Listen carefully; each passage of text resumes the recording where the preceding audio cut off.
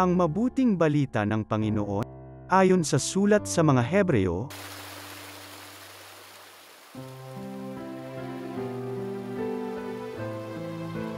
mga kapatid, nalimutan na ba ninyo ang pangaral ng Diyos sa inyo bilang mga anak niya, mga salitang nagpapalakas ng loob ninyo?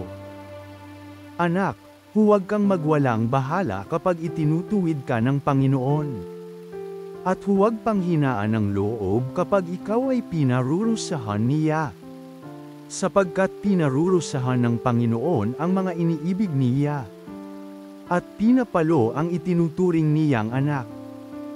Tiisin ninyo ang lahat bilang pagtutuwid ng isang ama, sapagkat ito'y nagpapakilalang kayo'y inaari ng Diyos na kanyang mga anak. Sinong anak ang hindi itinuwid ng kanyang ama? Habang tayo'y itinutuwid hindi tayo natutuwa kundi naghihinagpis. Ngunit pagkaraan niyon, lalasap tayo ng kapayapaang bunga ng matuwid na pamumuhay. Kaya't palakasin ninyo ang inyong lupaypay na katawan at tipunin ang nalalabi pang lakas. Lumakad kayo sa daang matuwid upang hindi tuluyang mapilay, kundi gumaling ang paang nilansad. Ang mabuting balita ng Panginoon.